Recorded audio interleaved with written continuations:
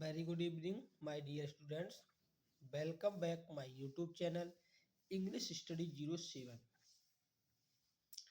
आज की क्लास में बेटा UP board class 10th English का जो अनसॉल्व्ड पेपर है उसका सेट नंबर पहला है।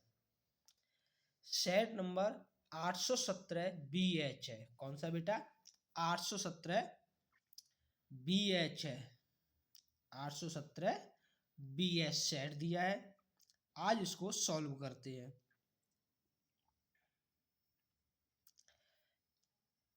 जर्नल इंस्ट्रक्शंस सबसे पहले बेटा देखते हैं।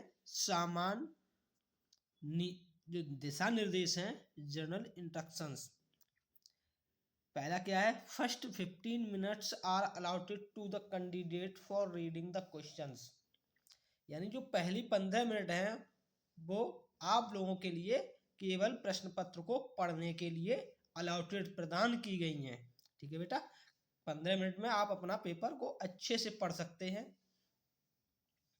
सेकंड है ऑल क्वेश्चंस आर कंपलसरी। सभी प्रश्न बेटा अनिवार्य हैं। यानी सभी प्रश्न क्या है? अनिवार्य हैं। ठीक है।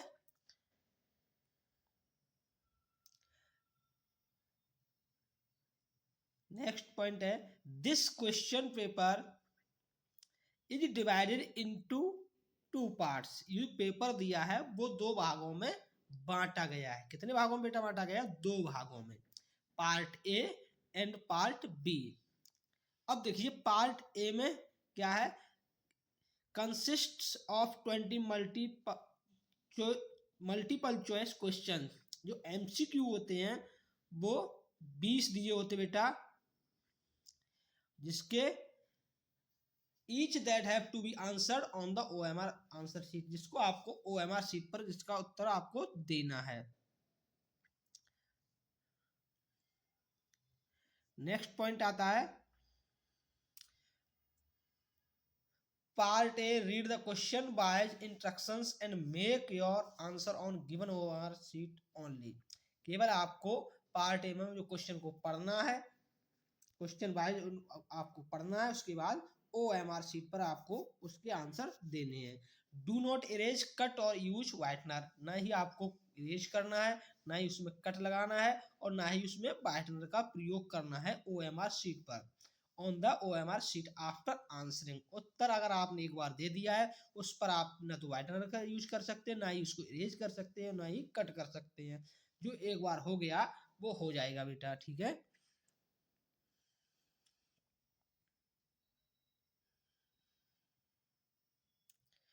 अब देखते हैं पार्ट ए में। ठीक है, पार्ट ए में दिया read the following passage carefully. यानी जो पैराग्राफ दिया है उसे सावधानी पूर्वक पढ़ो and choose the correct option to the answer. और जो सही ऑप्शन है उस पर आप उसको चुनेंगे टू आंसर द क्वेश्चन, और आप उस प्रश्न का उत्तर देंगे। दैट फॉलो, जो नीचे दिया गया है। अब पैराग्राफ बेटा देखते हैं। Subhash Chandra Bose was a great leader of India. Subhash Chandra Bose क्या थे बेटा? भारत के एक महान ग्रेट लीडर, महान नेता थे। His countryman called him Netaji. उनके जो देशवासी थे अर्थात भारतीय लोग उनको नेताजी के नाम से पुकारते थे। Because he led them on the right path. क्योंकि नेताजी ने उन्हें ही लेड देम उनको राइट पैथ, अच्छे सच्चे मार्ग का रास्ता दिखाया। He was imprisoned many times. वह कई बार जेल में गए। But he soon found out that more efforts should be made to make India free. लेकिन उन्होंने जल्द ही ये पाया कि भारत को आज़ाद करने के लिए ज़्यादा प्रयास करने चाहिए। The British power was getting weaker in the second world war. जो ब्रिटिश सरकार थी उसकी जो शक्ति थी वो द्वितीय विश्व युद्ध में कमजोर होती गई। ही thought of shaking it from all side. इसलिए सुभाष चंद्र बोस ने ये सोचा क्यों ना ब्रिटिश जो सरकार है उसको सभी तरफ से हिलाया जाए।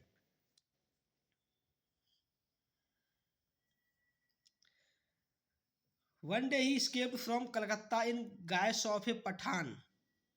एक दिन क्या हुआ, वो कलकत्ता से एक पठान के भेष में बच निकले। And went to Germany by Peshawar, और पेशावर होते हुए वो जर्मनी पहुंचे। फ्रॉम जर्मनी, जर्मनी से क्या किया उन्होंने बेटा, he went to Japan, Germany से वो जापान गए। He organise the Indian National Army, देखिए पॉइंट आ रहा है, he organise the Indian National Army, वहां जाकर जापान में जाकर उन्होंने इंडियन नेशनल आर्मी का गठन किया। That found many battles against the British forces, जिसने ब्रिटिश सरकार के सेना के खिलाफ कई युद्ध किए। He said to the countryman, उन्होंने भारत देशवासियों से कहा, give me blood and I will give you freedom, आप मुझे खून दो, गिव मी ब्लड, मुझे खून दो, मैं आपको आज़ादी दूंगा। इस तरीके से बेटा ये पैराग्राफ हुआ। क्वेश्चन देखिए पहला क्या है, देखिए बहुत ही अच्छा क्वेश्चन है और पहली लाइन में आपको इसका आंसर मिलेगा। क्वेश्चन क्या है, हु वाज सुभाष चंद्र बोस, सुभाष चंद्र बोस कौन थे। तो बेटा सुभाष चंद्र बोस कौन थे, देखते हैं option, a great merchant, a great scientist, a great artist, A great leader. तो बताइए बेटा आप लोग, पैराग्राफ में सबसे पहली लाइन में ही बताया था आपको कि सुभाष चंद्र बोस कौन थे। तो देखते हैं पैराग्राफ को फिर से एक बार। Subhash Chandra Bose was a great leader, कौन थे, ए ग्रेट लीडर। कौन थे बेटा, Subhash Chandra Bose was A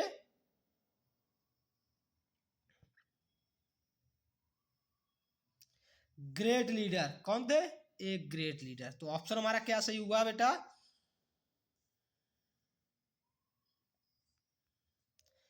A great leader. तो ऑप्शन बेटा क्या हुआ, ए ग्रेट लीडर। ठीक है, नेक्स्ट क्वेश्चन को देखते हैं। Indian National Army was organised by Sardar Patel, Jawaharlal Nehru, Subhash Chandra Bose, none of these. तो अभी हमने बताया था बेटा आपको, इंडियन नेशनल आर्मी का गठन किसने किया था, सुभाष चंद्र बोस ने।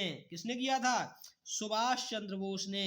इसलिए हमारा option C for Canada, C for Canada, Subhash Chandra Bose option हमारा सही हुआ।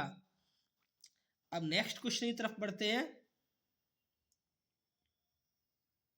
देखिए बेटा कितना अच्छा क्वेश्चन है, give me blood and I will give you freedom, तुम मुझे खून दो मैं तुम्हें आजादी दूंगा। हु सेड दिस, ये किसने कहा था, महात्मा गांधी, चंद्रशेखर आजाद, भगत सिंह, सुभाष चंद्र बोस। तो बेटा किसने कहा था, तुम मुझे खून दो मैं तुम्हें आजादी दूंगा, ये कहा था सुभाष चंद्र बोस ने। डी फॉर डेनमार्क, याद रखिएगा, डी फॉर डेनमार्क, ये हमारा ऑप्शन सही हुआ। तुम मुझे खून दो मैं आपको आजादी दूंगा। ठीक है बेटा, अब नेक्स्ट क्वेश्चन की तरफ बढ़ते हैं। Choose the correct option to answer the following questions, यानी जो सही विकल्प है उसको चुन करके आप प्रश्न जो दिया उसका उत्तर दें।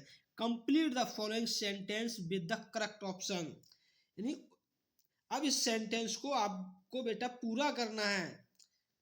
अब देखिए,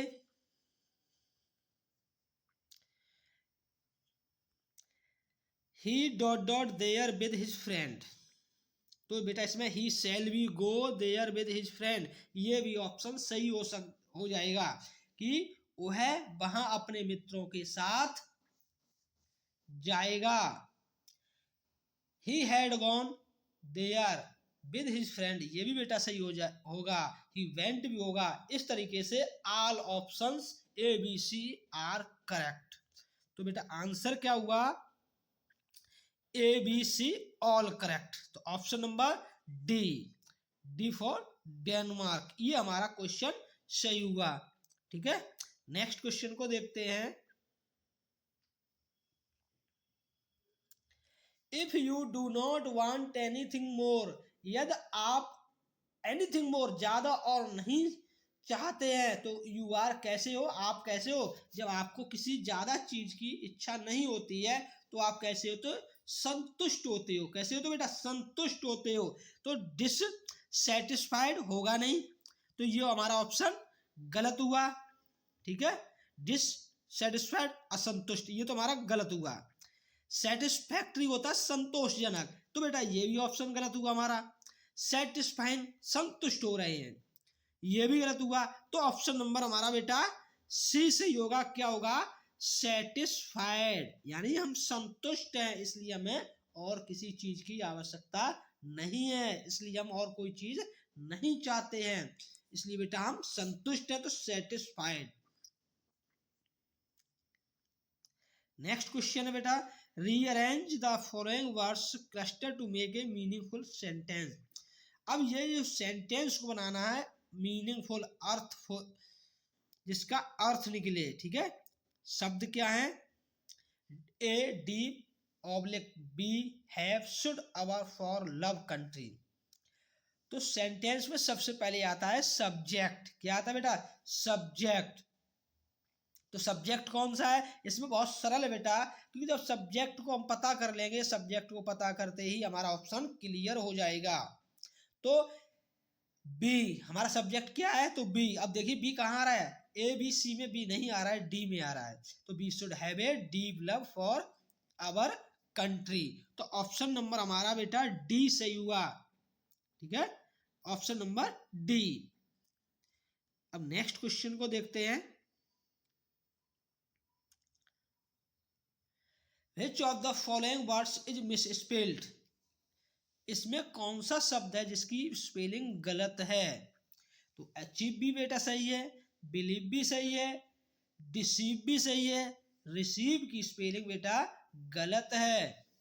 ठीक है, रिसीव की स्पेलिंग गलत है, तो ऑप्शन नंबर सी हमारा सही है। ऑप्शन नंबर सी सही है, क्योंकि अचीव बिलीव डिसीव जो मीनिंग दी है वो सही है, और मिस स्पेल्ड केवल रिसीव है।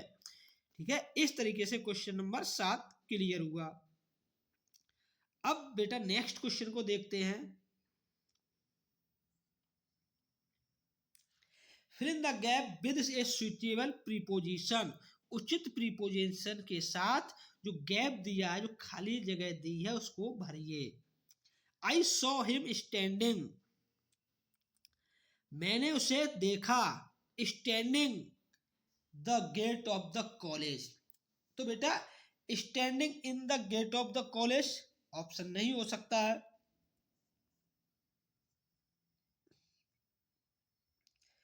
ऑन गेट के ऊपर भी नहीं हो सकता है, ओवर भी नहीं हो सकता है।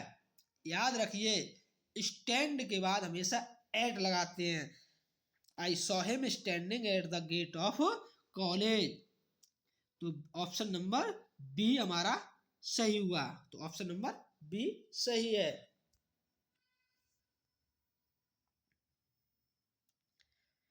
अब देखिए बेटा, read the passage given below, choose the correct option to answer the question that follow. अब इस पैराग्राफ को पढ़ना है, उस पैराग्राफ को पढ़ने के बाद जो क्वेश्चन दिए उन क्वेश्चंस का आंसर देना है।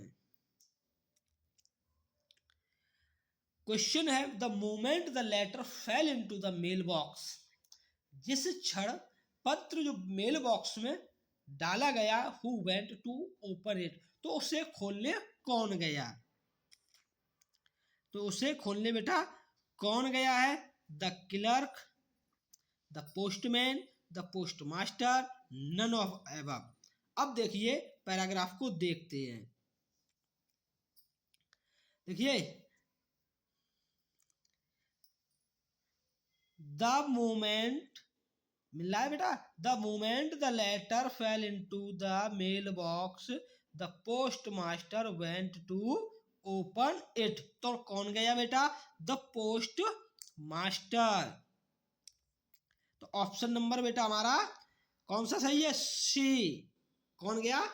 The post master, C for Canada. याद रखिएगा C for Canada, the post master option सही है। How much money did Lencho get? Lencho को कितना धन प्राप्त हुआ? 30 पैसे, 50 पैसे, 80 पैसे, 70 पैसे। अब पैराग्राफ में बेटा दिया है, और वैसे तो आपको जब आपने चैप्टर को पढ़ा है अच्छे से तो आप बिना पढ़े ही पैराग्राफ का आंसर दे सकते हैं। चलिए पैराग्राफ को देखते हैं, उससे कितना धन प्राप्त हुआ। देखिए God of the money that I, देखिए यहाँ दिया ओनली 70 पैसेज रीच्ड मी, यानी मुझे केवल 70 पैसे प्राप्त हुए। तो बेटा ऑप्शन कौन सा सही हुआ हमारा, 70 पैसेज, उसे 70 पैसे प्राप्त हुए थे। ठीक है, more than half.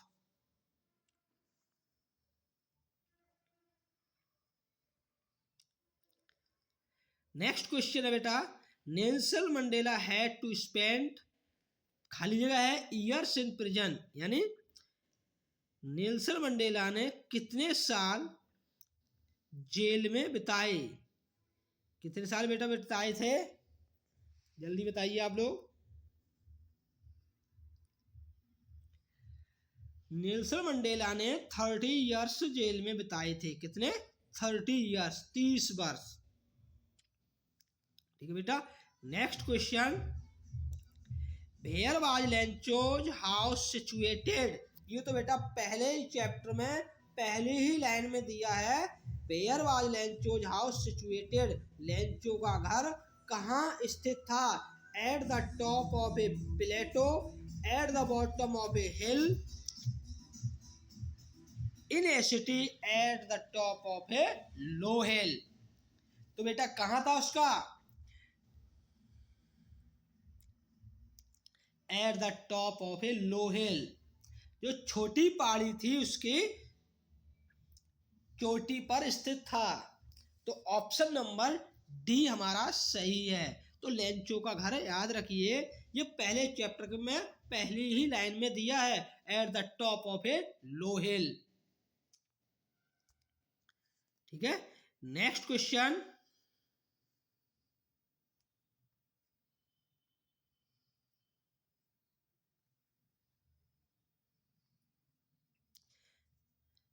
The main crop of Coorg is, जो कूर्ग की मुख्य फसल क्या थी, राइस, टी, व्हीट, कॉफी। तो कूर्ग की बेटा फसल क्या थी, कॉफी थी। ठीक है, कूर्ग की फसल मुख्य क्या है, कॉफी है। राइस, टी, व्हीट हमारे ऑप्शन गलत हैं, तो ऑप्शन नंबर डी हमारा करेक्ट है। नेक्स्ट क्वेश्चन देखते हैं, ये देखिए पोएम से दिया गया है, read the given extract and choose the correct option to answer the following questions. The way a crow shook down on me the dust of snow from a hemlock tree. तो ये dust of snow poem से लिया गया है, जिसको लिखा है Robert Frost ने। किसने लिखा है, रॉबर्ट फ्रॉस्ट ने। तो क्वेश्चन बेटा है, who was sitting in the tree, यानी who was sitting in the tree. अब पेड़ के नीचे कौन बैठा हुआ था बेटा,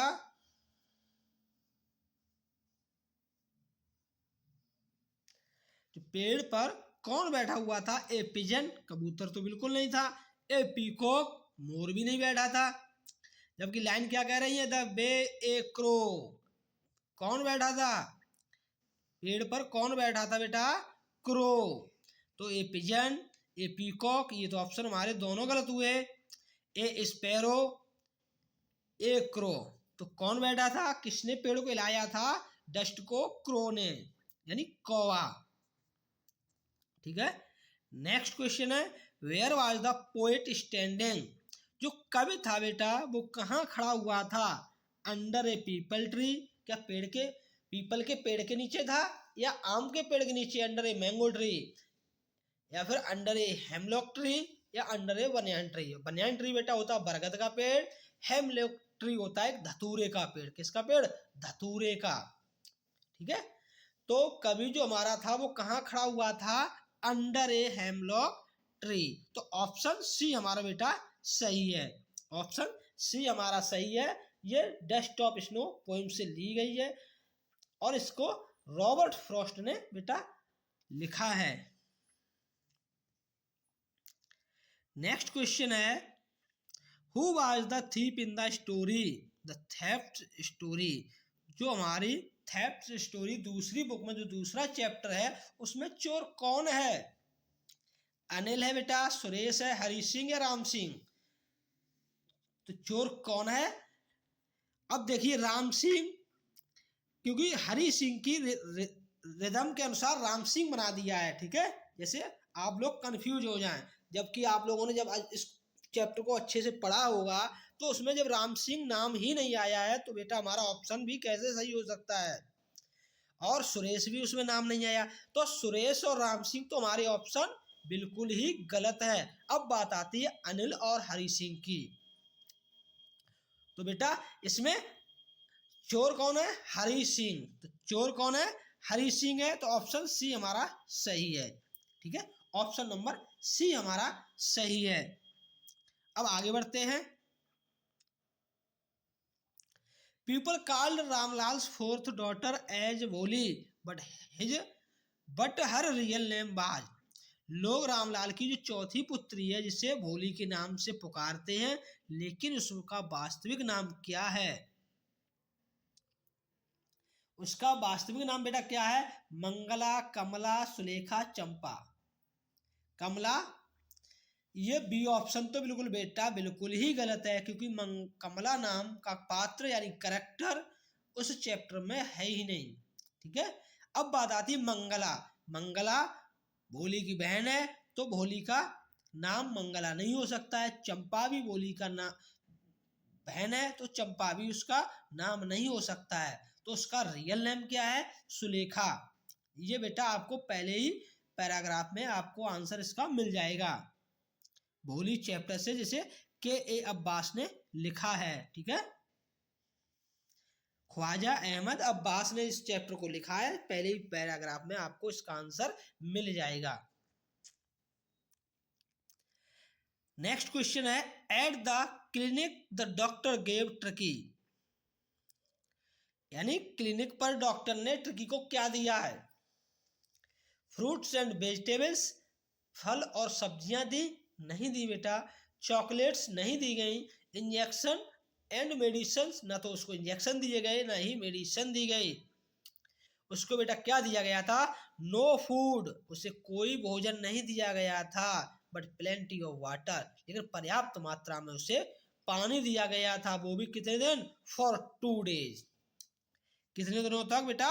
2 दिनों तक उसे केवल और केवल पानी दिया गया था और उसका कोई भी ट्रीटमेंट नहीं किया गया था।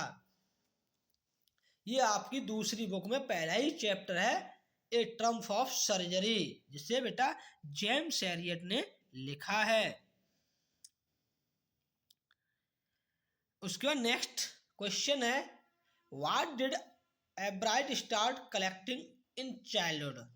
जो एब्राइट जो साइंटिस्ट थे उन्होंने अपने बचपन में क्या एकत्रित करना शुरू किया था? सबसे पहले बेटा याद करिए, उस चैप्टर को फिर से एक बार रिवाइज करेंगे आप लोग तो आप पाएंगे कि जो बटरफ्लाइज थी, तितलियां थी, उन्होंने सबसे पहले अपने बचपन में इकट्ठा करना शुरू किया था। तो बेटा ऑप्शन हमारा बटरफ्लाइज सही है, ठीक है। काइट्स, कॉइन्स, स्टाम्प्स नहीं है, केवल बटरफ्लाई जिन्होंने बचपन में एकत्रित करना शुरू किया था। नेक्स्ट और आखिरी क्वेश्चन बेटा है, Mrs Mathilde Loisel went to madam Forestier to borrow. जो मिसेस मटिल्डा जो थी लॉयजल, वो मैडम फॉरेस्टर के पास क्या लेने गई थी, क्या उधार लेने गई थी? बेटा ए ब्रेसलेट, एक necklace, a beautiful dress, A diamond ring. तो बेटा ये आपका नेकलेस चैप्टर से लिया गया है। नेकलेस चैप्टर से जब लिया गया है तो बेटा ऑप्शन बी हमारा नेकलेस ही होगा। तो ऑप्शन नंबर बी हमारा सही है, ए नेकलेस, ठीक है। इस तरीके से बेटा जो 20 विकल्प थे वो 20 विकल्प आपको अच्छे से बताए गए और समझाए गए। बेटा इनको ध्यान से पढ़ते रहिए, आप चैप्टर आप अच्छे से पढ़ेंगे तो आप सभी विकल्प को अच्छे से कर सकते हैं।